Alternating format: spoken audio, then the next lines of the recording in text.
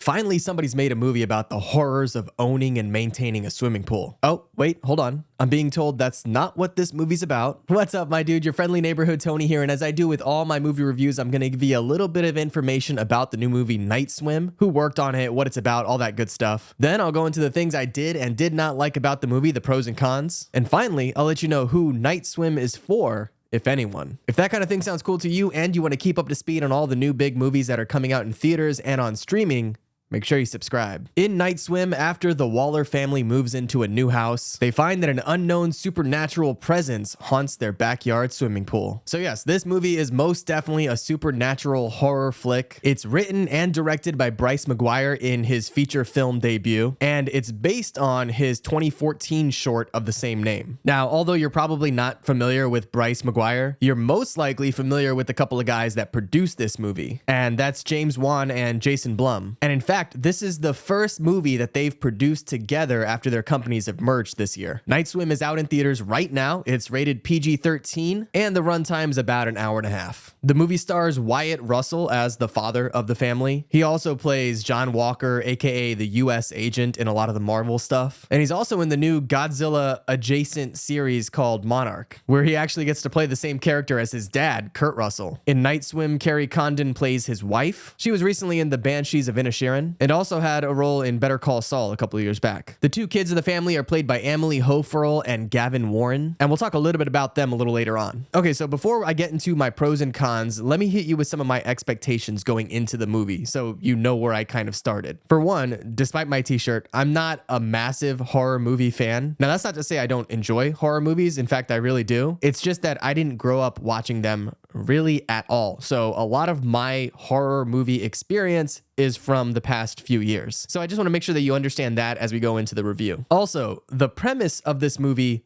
seems kind of shallow, if you'll pardon the pun. You know, I watched the short, and the short's only a couple minutes long, and so I couldn't help but think, how are they going to take this really simple concept and turn it into an hour and a half plus feature film? So I was already a little worried there. Then take into account that the movie wasn't screened for critics or anyone for that matter until the night before it comes out, and that we're not allowed to give our review online until 3 p.m. the day that the movie is already in theaters. Generally, those are not good signs. That usually means that the studio doesn't want reviews to get out until people have already bought their tickets. So, okay, those were my expectations going into the movie. I would definitely say they were pretty low, but did Night Swim surpass my expectations, or does it fall right in line with them? All right, let's go ahead and get into the pros and cons. I've got 5 pros and 3 cons with this movie, starting with pro number 1, and that is that Night Swim is a genuinely funny movie. I got to see it with, of course, my fellow critics, but there was also a lot of fans in the audience, and there were a number of times throughout the movie where the entire crowd just busted out laughing. Whether it's in certain moments, certain dialogue, things that characters say, there's a surprising amount of comedy in this movie, and I really enjoyed that. Okay, pro number 2, I also really appreciated the family dynamic of the movie. We really get to explore how they all interact with each other. There are moments when the big sister is bullying the little brother, but then also moments when she's very sweet to him, which at least in my experience is a very authentic way a big sister would be. The movie really does spend a lot of time building up that familial connection, which of course makes us more attached to the characters. And then when things start to go wrong, we feel a lot more for them. I also appreciate that none of the characters are perfect. You know, they have their strengths, they have their positive qualities, but then they also have their shortcomings. And the movie does a good job of balancing that. Speaking of the family, pro number 3 is the acting. I think, honestly, there wasn't really a weak point in the entire movie as far as acting is concerned.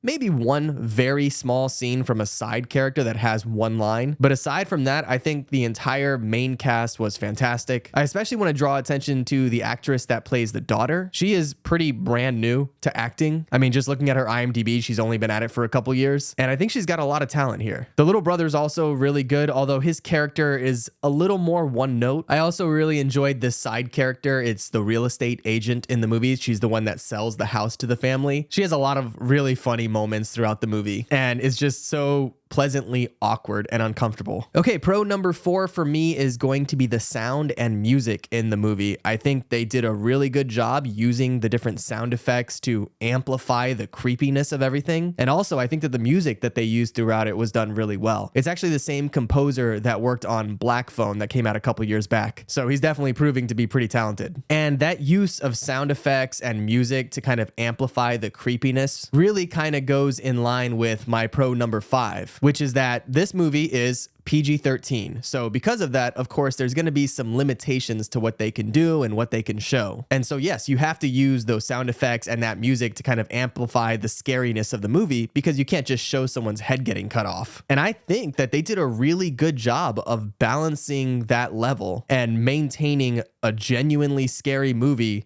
even with the limitations of it being PG-13. It still manages to be properly frightening. Okay, so now we're gonna get into my 3 cons, but before we do, I wanna let you know that this video is being sponsored by you. That's right, I'm just a tiny little channel here with, I think, barely over 2,000 subscribers, so just by watching this video, you're really helping me out. If you wanna be super dope and show your support in the easiest possible way, do me a solid and like the video, and maybe drop a comment down below. Let me know what are some of your favorite recent horror movies. You can also now join as a channel member if you want to help support me financially, or just subscribe for free if you want to keep up to speed on all the new big movies that are coming out. So either way, whatever you do, I appreciate it. Okay, on to the cons. Con numero uno is that I don't know if they meant for this movie to be as funny as it is. There's definitely a lot of times in the movie where characters do the dumbest possible things. They completely ignore all of the danger around them and just continue forward into harm's way. And because of that, the audience, of course, laughed. But I don't think they meant for it to be funny, at least not at all of those times. So yes, the writing in the movie